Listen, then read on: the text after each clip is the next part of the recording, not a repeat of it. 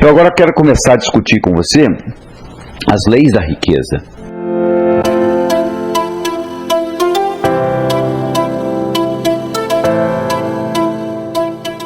Que são leis que deveriam ser ensinadas no jardim da infância.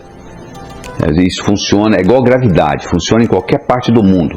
Qualquer lugar que você aplicar as leis da riqueza, que é a lei do ganhar, a lei do gastar, a lei do economizar e a lei do investir, essas leis funcionam em qualquer lugar. Então vamos começar com a lei do ganhar. Todo dinheiro é criado pela mente humana. Aliás, eu sempre digo, problema financeiro não se resolve com dinheiro. E quem escuta isso pela primeira vez acha um absurdo. Como que problema financeiro não se resolve com dinheiro? Não, não se resolve com dinheiro. Problema financeiro se resolve com imaginação. Você está devendo o seu aluguel, você pega o dinheiro emprestado com o seu cunhado, você não faz mais nada. Mês que vem, olha aí, ó, já venceu de novo e o seu cunhado já está querendo receber. A sua empresa não está indo bem, você vai ao banco e pega dinheiro emprestado e não faz mais nada. No mês seguinte, olha lá, ela continua não indo bem, você agora deve o capital e os juros. O Brasil vai lá e pega dinheiro emprestado com FMI e não faz mais nada. Olha que interessante. Cada vez que o Brasil pega dinheiro emprestado com FMI, nós nos tornamos mais súditos do imperialismo. É uma neocolonização. Não são barcos atracando em nossas praias. É uma neocolonização econômica. Problema financeiro se resolve com imaginação. Tudo que existe no universo físico, pode olhar aí, onde você está escutando esse material, olha aí, escolha o que você quiser. Esse objeto que você escolheu, primeiro passou pela mente de alguém. Primeiro passa pela mente da pessoa, para depois chegar no universo físico. O processo criativo ele é duplo. Ele primeiro acontece na mente. A riqueza é a mesma coisa. Você acha que você vai andando na rua e um dia a riqueza vai cair na sua cabeça? Não, não é assim que vai funcionar. Você primeiro tem que criar essa riqueza na cabeça. Essa é a lei do ganhar. A segunda lei é a lei do gastar. O valor do dinheiro é determinado pelo comprador e vendedor em cada transação. Isso é importante você entender isso. Você está lendo o jornal domingo de manhã. Está o anúncio lá de um carro que você gostaria de comprar, só que está caro. Vai lá ver, você não sabe. Pode ser que a viúva lhe venda pela metade no preço, porque você vai cuidar do carro tão bem quanto o seu falecido marido. Você não sabe o que vai acontecer. O valor do dinheiro é determinado pelo comprador e vendedor em cada transação. Imagine que você esteja navegando no Rio Negro, o seu barco afunda, você tem uma mochila com $10 mil. E os $10 mil estão sequinhos, protegidos dentro da mochila. Você encontra um índio que tem uma canoa e você quer que ele te leve 10 quilômetros rio abaixo. E você dá para ele os $10 mil. Ele nunca viu dinheiro, quanto mais dólar. Você acha que ele vai fazer isso? Não. Agora, se você estivesse em Miami e desse $10 mil, o cara te levava 100 quilômetros rio acima. O valor do dinheiro é determinado pelo comprador e vendedor em cada transação. E quem enriquece não é quem ganha muito, é quem sabe gastar. Se você ganha R$20 mil por ano e gasta 19, no final do ano sobrou 1. Se você ganha R$100 mil por ano e gasta 110, no final do ano você deve 10. Interessante. A sociedade bate mais palmas para quem ganha 100 e gasta 110 do que para quem ganha 20 e gasta 19. Não é verdade? Só que quem ganhou 20 e gastou 19 terminou com 1. E quem ganhou 100 e gastou 110 terminou devendo 10. Está numa situação muito pior. Então você tem que aprender a gerenciar suas despesas, que nós vamos discutir um pouquinho mais para frente. Terceiro, é a lei do economizar. É você saber economizar. Primeiro criando o conceito que eu chamo de dízimo pessoal. Você tem que pegar 10% que você ganha e guardar para você. Você já observou o que acontece? Chega no final do mês, você paga todo mundo. Você só não paga uma pessoa. Você que ganhou. Interessante, né? Você paga o dentista, a prestação do carro, a universidade. Você só não paga a escola das crianças, você só não paga uma pessoa, você que ganhou. Isso tem que ser revertido. Você tem que fazer o dízimo pessoal. Você tem que pegar 10% e guardar. Se você estiver pensando assim, mas eu já ganho tão pouco, bom, se você ganha pouco, 10% não é quase nada. Em outras palavras, você pode viver com 90% que você ganha, porque tem gente que vive com muito menos que você ganha. Então você pode viver com 90%. Quando você começa a economizar esses 10%, ocorre uma mágica na sua vida, porque você está enviando para o subconsciente a seguinte mensagem: eu vivo num universo abundante, tenho o suficiente e sobra. O seu subconsciente começa a viver um ambiente de prosperidade. Isso é muito importante. E se você está pensando assim, mas eu já ganho, eu já guardo 40%. Ótimo, mas separa os 30 dos 10, porque esses 10 vão criar um imã de dinheiro. A palavra dízimo vem de 10. Em todas as religiões do mundo, o dízimo é 10%, porque da Cábala, o 10, o 1 significa criatividade, iniciar, e o 0 significa mais. Então você tem esses 10% que você vai economizar de dízimo pessoal, esse dinheiro você nunca pode usá-lo em nada perecível ou roubável. Você tem que guardar até um certo ponto, e aí você compra uma propriedade, um lote, o que seja. Mas você não pode comprar em coisas perecíveis ou roubáveis, porque isso vai criar o imã do dinheiro. Se você abrir a torneira da sua casa, sai água. Para onde que vai a água? Vai para o esgoto. O esgoto vai para o rio vai para o mar. Para onde vai a água então? Para onde tem água. E ódio, para quem tem ódio. E amor, para quem tem amor. E dinheiro, para quem tem dinheiro. O dinheiro não vai para o pobre. O dinheiro vai para quem tem dinheiro. Você vai no banco e fala para o gerente, pelo amor de Deus, eu estou apertado e me empresta dinheiro. Ele diz, não, para você não. Mas se você chega lá e prova para ele que você não precisa de dinheiro, ele vai querer lhe oferecer um empréstimo, porque o banco, afinal, vive de juros. Olha que interessante. O crédito é paradoxal. Quem precisa não tem. Quem não precisa tem. Então, dinheiro atrai dinheiro, semelhante atrai semelhante. Se eu começo a criar um imã de dinheiro, eu começo a atrair mais dinheiro. Por isso que o dízimo é importante, esse dízimo pessoal que você tem que fazer. E vem depois a parte do investir. O investimento é fundamental. A maioria dos brasileiros não sabe investir. O investir, você faz o dinheiro trabalhar para você, em vez de você trabalhar por dinheiro. O investir tem que ter legalidade, você não vai investir na distribuição de cocaína, você tem que investir numa coisa legal, que tenha legalidade. Você vai investir, aí você vai buscar se tem mais ou menos rentabilidade, mais ou menos segurança, mais ou menos liquidez. Rentabilidade, segurança e liquidez são os 3 pontos chaves de um investimento. Tem dinheiro que você vai deixar lá mais a longo prazo, você não está preocupado com a liquidez, mas você está preocupado com a segurança ou com a rentabilidade. Tem dinheiro que você precisa de mais liquidez, a rentabilidade talvez não seja tão alta, mas você pode tirar a hora que você quiser. Às vezes você coloca um dinheiro na poupança e você pode ir lá e tirar o dinheiro a hora que você quiser. Mas se você compra uma casa, você não pode querer vender a casa, pode ser que você não encontre comprador no dia que você quer vender a casa. Então já não tem a mesma liquidez de uma caderneta de poupança. Aí você vai ter que decidir aí se é mais ou se é menos. Mas só trabalhar com as leis da riqueza não é o suficiente. O ganhar, o gastar, o economizar, o investir é muito importante. Você tem que estar preocupado com isso. Agora, você também tem que ver o aspecto psicológico da coisa. Existem os pesos pesados, que eu chamo, na psicologia, que interferem na sua capacidade de ganhar dinheiro. Por exemplo, o modo como você nasceu faz uma diferença enorme. Se você não foi bem-vindo ao mundo, se você vai visitar uma cidade, você tem uma experiência ruim naquela cidade, você não quer voltar naquela cidade, não é verdade? Porque você tem uma experiência ruim. Se você chega aqui e você tem 14 horas de trabalho de parto, já ficou complicada a sua chegada. Então o modo como você nasceu faz uma diferença enorme. E não adianta você fazer terapia, porque os traumas do nascimento, naquela época você não tinha linguagem, eles são codificados a nível celular. Você tem que trabalhar com terapias corporais.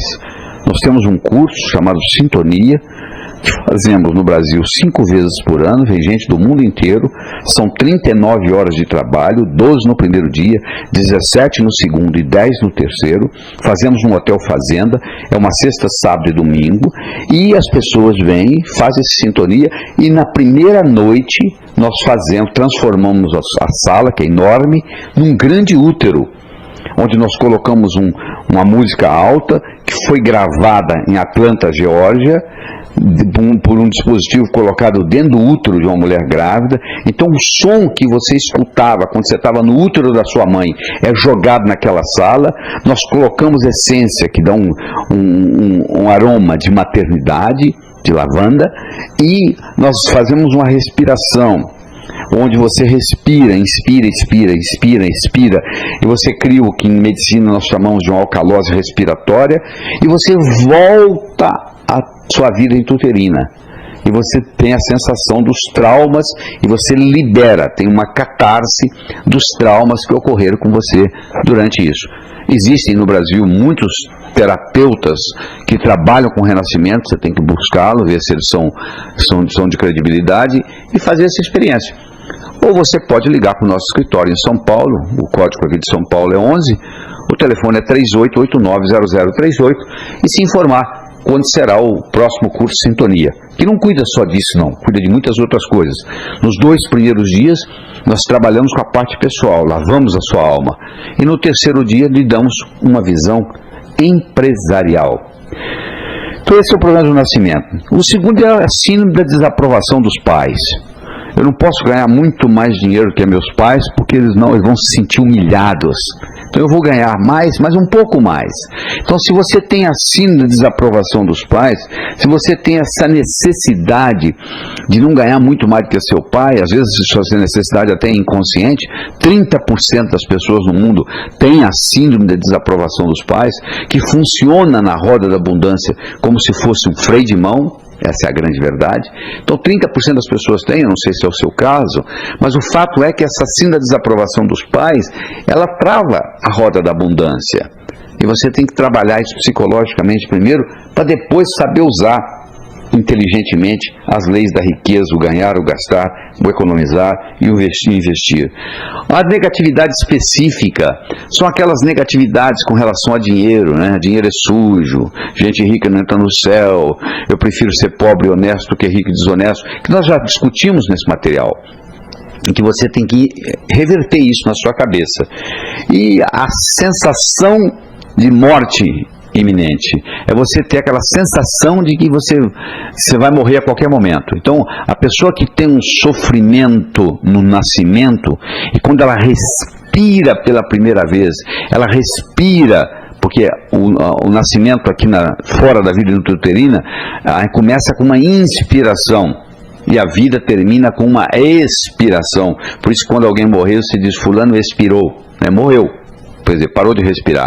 Então, quando você inspira, se você inspira com uma sensação de dor e uma sensação de morte, isso fica codificado no seu cérebro. Então, a gente tem que viver com a sensação que a gente fosse viver para sempre. Quantas pessoas você conhece com 65 anos de idade, que tem uma experiência enorme, bonita, que podia estar sendo útil à humanidade e já está se programando para morrer? Não é verdade? As pessoas que vivem muito, que passam dos 90, 100 anos, são pessoas que estão constantemente tendo desafios, criando novidades na cabeça, tendo metas novas, como se fosse viver para sempre. Isso é muito importante. E a outra coisa que eu quero discutir do ponto de vista psicológico é essa desculpa do karma. Eu não estou aqui para discutir se existe ou não existe karma. Eu estou aqui para dizer o seguinte: tem gente que usa uma desculpa. Sabe por que eu não consigo ganhar dinheiro nessa vida? Por causa do meu karma. Para você eu gostaria de dizer o seguinte: se a sua vida passada fosse mais importante do que essa, você estaria vivendo a vida passada e não esta. Eu acho que mais importante do que karma, mais importante do que tudo, é o nosso livre-arbítrio. Isso nós temos. A cada momento você tem direito de ir para a esquerda ou para a direita, ou ir em frente ou voltar. Esse livre-arbítrio é uma característica que nem Deus tira da gente. Cada um tem seu direito ao livre-arbítrio. Eu acho que se você tivesse vindo aqui para viver exatamente uma história já totalmente escrita, na minha opinião, seria uma sacanagem cósmica. Na realidade, nós somos co-criadores da nossa existência. E eu gostaria de discutir com você ainda alguns mitos populares. Quando eu digo mito, é porque falta causalidade. Existe uma diferença entre casualidade, que quer dizer por acaso, e causalidade, que tem uma causa. Então as pessoas confundem uma coisa com a outra. Por exemplo, tem pessoa que pensa que para ganhar dinheiro você tem que trabalhar muito, que não é verdade. Você tem que trabalhar inteligentemente. Uma vez em Brooklyn, New York, um indivíduo ficou milionário aos 65 anos de idade. E quem estava entrevistando ele para a televisão perguntou para ele assim: por que o senhor ficou milionário aos 65? Por que não aos 55? Por que não aos 45? E ele respondeu: estava tão ocupado trabalhando que eu não tinha tempo de ganhar dinheiro. Olha que resposta profunda. Às vezes o sujeito está tão obcecado com o que ele está fazendo no dia a dia que ele não tem tempo de dar um passo para trás e ver a coisa numa perspectiva maior. Não sei se esse é o seu caso, mas às vezes é importante tirar férias. Às vezes você volta das férias renovado e com ideias novas. Então às vezes você está trabalhando muito e não está saindo do lugar. Então você tem que dar uma checada nisso. O outro mito é que eu não posso ganhar dinheiro e me divertir ao mesmo tempo. O sujeito fala assim: durante a semana eu trago o leite das crianças, agora sábado e domingo eu faço o que eu quero. Meu amigo, o que você faz por diversão, alguém faz por profissão. Isso eu posso lhe garantir. Eu não sei qual é o seu hobby, mas eu posso lhe garantir que aquilo que você faz por diversão, alguém faz por profissão. O que você gosta de fazer? Jogar tênis? Tem gente que é instrutor de tênis. Então o ideal é você pegar um hobby, transformá-lo em profissão. Nunca mais você vai trabalhar. Você vai estar sempre se sentindo de férias. Então o ideal é você ter uma profissão que você não precisaria receber para estar feliz. E cobrar, e fazer aquilo. Aí você vai estar sempre satisfeito, porque você está fazendo o que você gosta. Você tem que fazer o que você gosta e gostar do que você faz. Tem que ser as duas coisas. Porque por melhor que seja o que você está fazendo, esse é o filé mignon. Sempre vão ter outras coisas. Eu adoro dar conferências, mas eu tenho que viajar pelo mundo dando conferências. Nem sempre é agradável estar esperando voos atrasados nos aeroportos. Mas quando eu começo a ficar chateado com isso, eu me lembro o seguinte: opa, isso faz parte da minha vida, eu quero ir lá, então isso aqui é o preço que eu estou pagando. Aí fica mais ameno, aí eu vou ler um livro de uma forma mais agradável na sala VIP, esperando pelo voo que está atrasado. Então eu tenho que incorporar o seguinte: eu não vou poder trabalhar com filé mignon o tempo todo. Mesmo fazendo o que eu gosto, vai ter coisa que eu não vou gostar tanto, mas eu tenho que gostar daquilo que eu estou fazendo, porque aquilo me complementa para outro. Terceiro mito é a ocupação. Sabe por que eu não ganho dinheiro? Porque eu não tenho a profissão do meu irmão. O que seu irmão é? Meu irmão é médico. Meu amigo, eu conheço médico pobre, médico rico, advogado pobre, advogado rico, contador pobre, contador rico, artista pobre, artista rico, jornalista pobre, jornalista rico. Você também. Em qualquer profissão, você vai encontrar pessoas pobres e pessoas ricas. Então não culpe a ocupação. Você pode fabricar agulha e ser milionário. Não é a ocupação que vai determinar, é o modo como você vai fazer isso. O outro mito é o seguinte: eu não posso ganhar dinheiro porque não tenho uma boa formação. Esse é um outro mito popular. Eu quero lhe dizer o seguinte, que os homens mais ricos do mundo, em geral, não eram eruditos. Thomas Edison teve 3 meses de educação formal, Henry Ford, 2º ano de ginásio, o Bill Gates, que tem 3 recordes mundiais, acumulou 100 bilhões de dólares, o maior na toda a história da humanidade, fez isso num período recorde de 12 anos, e foi o homem mais jovem e mais rico do mundo, com 32 anos de idade. Ele próprio saiu para montar a Microsoft. Então, essa desculpa de que você não teve um curso superior não justifica nada. Pelo contrário, as pessoas que são demasiadamente intelectuais acabam não conseguindo pagar as contas no final do mês. Se você tem um parente, um conhecido, um vizinho que é muito intelectual, a família acaba ajudando ele para pagar as contas. Então, eu não estou desestimulando você a estudar. Eu estou dizendo que o estudo por si não é suficiente. Você não faz um bolo só com farinha, nem só com manteiga, nem só com ovos. São ingredientes. O estudo, o conhecimento pode ser até um ingrediente. Mas só ele não resolve. Se fosse assim, os intelectuais todos seriam milionários, não é verdade? Então isso é um mito popular. Outro mito popular é que, mas não tem dinheiro suficiente para todos. O Brasil está só crescendo, poxa. O poder aquisitivo da humanidade hoje é 4 vezes 10 elevado a 15 bilhões de dólares. Então, olha só, como é que você explica isso? Na época da caverna, qual era a riqueza mundial? Praticamente nada. Agora você pega o produto interno bruto hoje no mundo, que é um absurdo, foi criado de quê? Pela mente humana. Então, é aqui no Brasil sim que nós temos que conversar nisso, porque se eu for falar de prosperidade lá na Suécia ou lá na Suíça, eles vão rir de mim. Você vai lá, está tudo pronto. Aqui está tudo por fazer. Então, esse aqui que é o nosso paraíso das oportunidades. Todo estrangeiro que morou no Brasil sai daqui com o seguinte conceito: o Brasil é o paraíso das oportunidades. Só o brasileiro que não consegue ver isso. Então é aqui sim que eu tenho que falar, porque primeiro e terceiro mundo não tem nada a ver com geografia, não tem nada a ver com topografia. Tem a ver entre o que você carrega entre o seu ouvido esquerdo e o seu ouvido direito. Então é importante você entender tudo isso. E é importante você entender o aspecto do imã de dinheiro, esse conceito que nós passamos para você do dízimo pessoal. Então olha só, nós já cobrimos muitas ideias aqui. Eu recomendo você escutar esse material várias vezes, porque nós começamos lá falando de prosperidade, de saúde, de riqueza, de amizade, falamos de sucesso financeiro, falamos de consciência de prosperidade, dos níveis financeiros, a sobrevivência, o trocar 6 por meia dúzia, o debaixo do colchão, a independência financeira. Falamos da roda da abundância, falamos do doar, do receber, do declarar, do solicitar, do arriscar, do agradecer.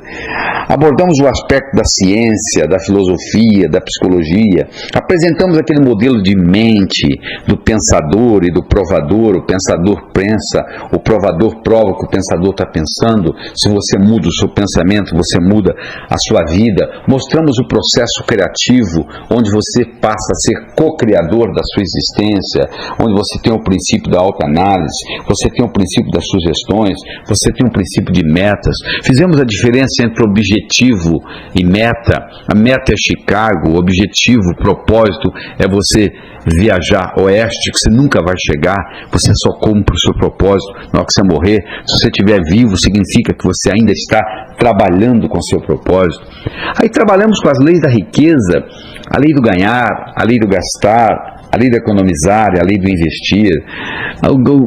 Toda a riqueza é criada pela mente humana. Você não vai caminhar na rua e a riqueza vai cair na sua cabeça. Se você quer enriquecer, você tem que aprender a criá-la você mesmo. Falando da lei do gastar, o valor do dinheiro é determinado pelo comprador e vendedor em cada transação. Mostramos que o que vale para um não vale para o outro.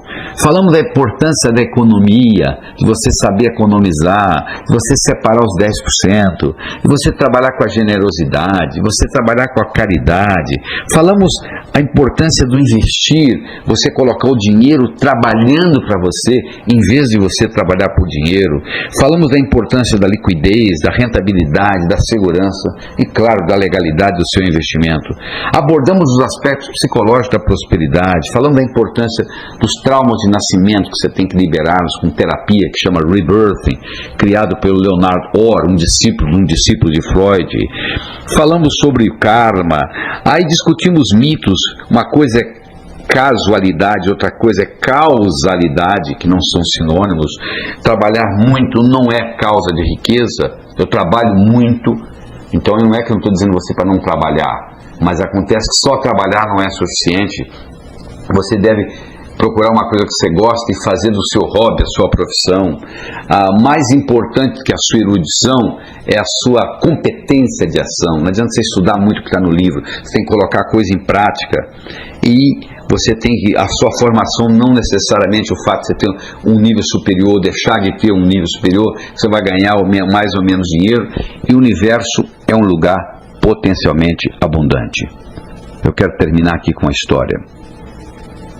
Era uma vez, no inferno, Lúcifer estava muito preocupado porque estava havendo uma crise, o número de pecadores estava diminuindo.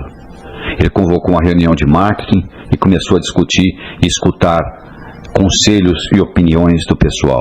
E um capeta mais antigo levantou a mão e disse: eu acho que lá na Terra nós temos que fazer o sujeito gastar mais, porque para gastar mais ele vai ter que ganhar mais, para ganhar mais ele vai ter que trabalhar mais, ele vai trabalhar, ganhar, gastar, trabalhar, ganhar, gastar, a vida vai passar e não vai fazer nada, vai terminar aqui, não vai evoluir.